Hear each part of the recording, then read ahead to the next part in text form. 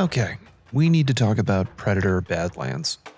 The movie has been receiving a non-stop tongue bath online, and I think it's appropriate to inject some sanity into the conversation. Let me be very blunt. There is a misinformation campaign underway about this movie. Claims about its quality, the box office numbers, and even James Cameron allegedly giving the movie a thumbs up has made the water very muddy indeed when it comes to talking about Badlands. I'm making this video because I hate being lied to, and that seems to be the paradigm we're living in. Every piece of media that gets released now gets a nonstop propaganda campaign about it. There are more than enough people willing to lie to you about this movie if it means their meager X account can garner more than its 2 to 3 interactions per day. Accounts I've never even seen before, claiming to be box office data experts, have sprung up seemingly out of nowhere. The media, of course, can't be trusted either. They have a perverse incentive to draw you into this discourse. Your clicks on their articles make them money on ads. And if they were honest about the movie, they'd be giving everything away in the headline. Same deal for Rotten Tomatoes or any other movie rating sites. They are part of the machine. They are Skynet. The overwhelming praise for Badlands should tell you something is up. If a witch invites you into a house made out of candy, do you just walk right in? If something is too good to be true, then it probably is. Now, I haven't seen Badlands, but I know enough to know that it's just not the movie for me. When I saw the Predator and Eli Fanning or whatever her name is rapping to this god-awful TikTok trend,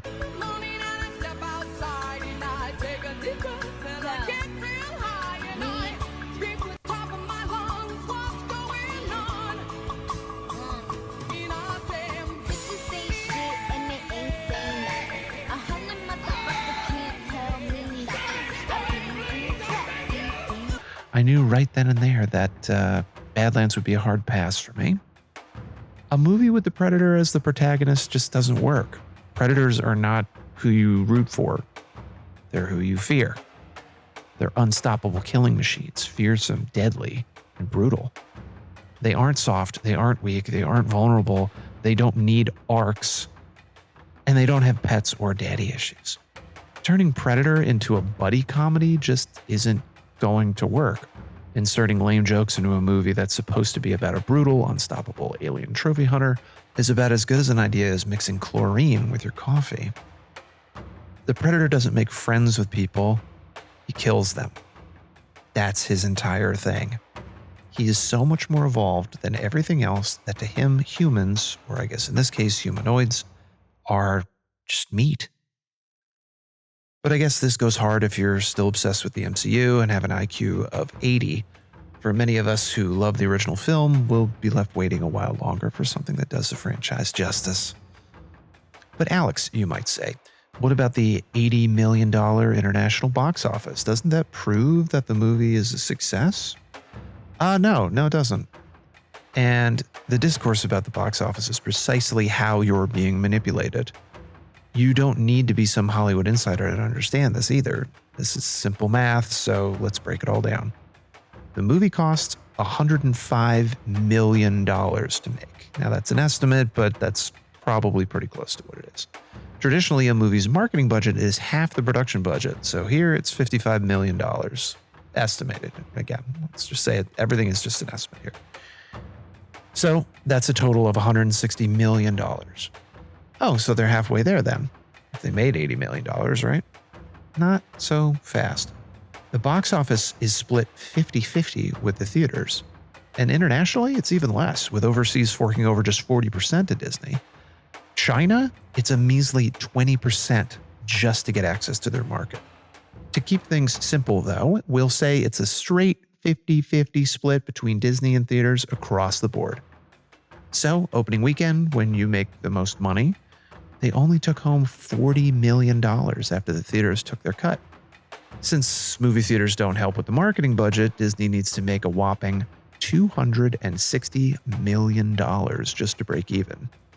Remember, they split half the box office revenue with the movie theaters, so to make $100 million, they really have to make $200 million. As things stand, they've only got that $40 million.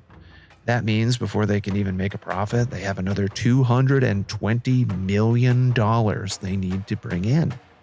That is extremely difficult when any movie outside of a box office smash hit sees a 50% drop in ticket sales after the first week.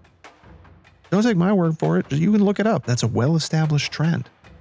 Now, if they made $80 million globally and can expect to only bring in maybe half of that next week, that means they've only got another 20 coming in domestically and another 20 from abroad.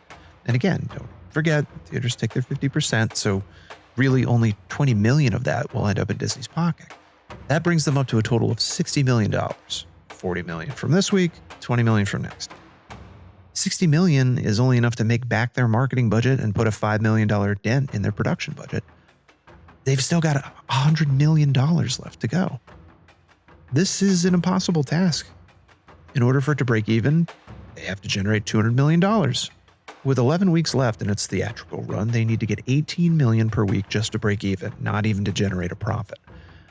This is why it's so disingenuous to see posts salivating over the box office and prematurely claiming victory when actual victory is going to be an uphill battle for this movie. What we're experiencing is a kind of love bombing in reverse. As I said at the beginning of the video, there's no shortage of people willing to lie to you, either because they got paid to, they want clout, or they're brain damaged enough to find the adventures of Quirk Chungus and Soy Predator to be actually good. To really drive this home, let's compare it to Alien Romulus. It's got a similar fan base, similar release, budget, etc. On its debut, it took in $90 million globally, very similar to Badlands. The following week, it saw a 50% drop, had diminishing returns after that, and finished with a total box office of $219 million. The budget for Romulus was $80 million, meaning the marketing was around $40, for a total of an estimate of about $120 million. That means the break-even is $240 million. In the final analysis, Romulus made $219 million, and if theaters take 50% of that, that means Disney only got $109.5 million on the theatrical release of the film, and they would have to make another $10.5 million in digital sales or merchandise before it even started to turn a profit. That might be why director Fede Alvarez won't be back for a sequel, and the rumor mill is going nuts that Sigourney Weaver herself is potentially returning to the franchise. My money would be on her being an android or something, or a clone, but they've already done a clone, but that's probably a good subject for another video. And I liked Romulus for what it was. Nothing special, but a solid entry in the franchise. Predator Badlands, though, is not that. People don't want a hero's journey Predator story. They don't want the Predator to have a quirky sidekick. The Predator is a monster, a killer. It represents the shadow in the human psyche. It's not supposed to talk. It's not supposed to have emotional struggles. It's supposed to be a creature so advanced that its only purpose is hunting for sport. It has mastered every domain imaginable to the point that it only lives for the thrill of killing. This brings me back nicely to the original point of this video. We need to have honesty if we're ever going to have a chance to get great movies again.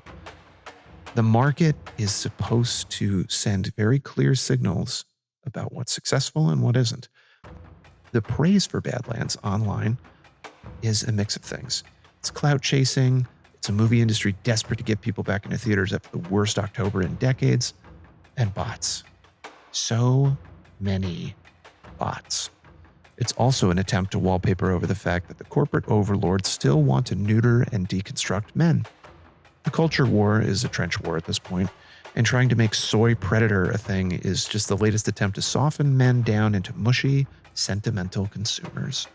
Because hey, then they can sell us that Rey Skywalker movie, and yes, I think they are insane enough to think they could condition us like we're dogs in some sort of a lab experiment into being as toothless and lame as Soy Predator.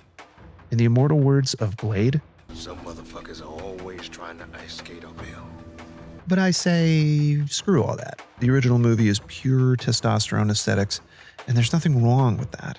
Muscles, guns, 80s action. It's as American as fried cheeseburgers, and I will not be made to feel ashamed for that. Badlands is on track to flop and in a best case scenario break even with digital sales or streaming it with ads. But don't be fooled right now. Tune out the noise. Focus on the signal. This is a generic Guardians of the Galaxy style Disney romp, complete with cringy MCU humor and the name Predator slapped on the cover. Thank you so much for watching. I really do appreciate it. I'm debating whether to bring back Does It Suck for this, so let me know if I should catch a matinee of Badlands at the theater so I can properly assess how good or bad it is. But thank you so much for watching, and until next time, watch on.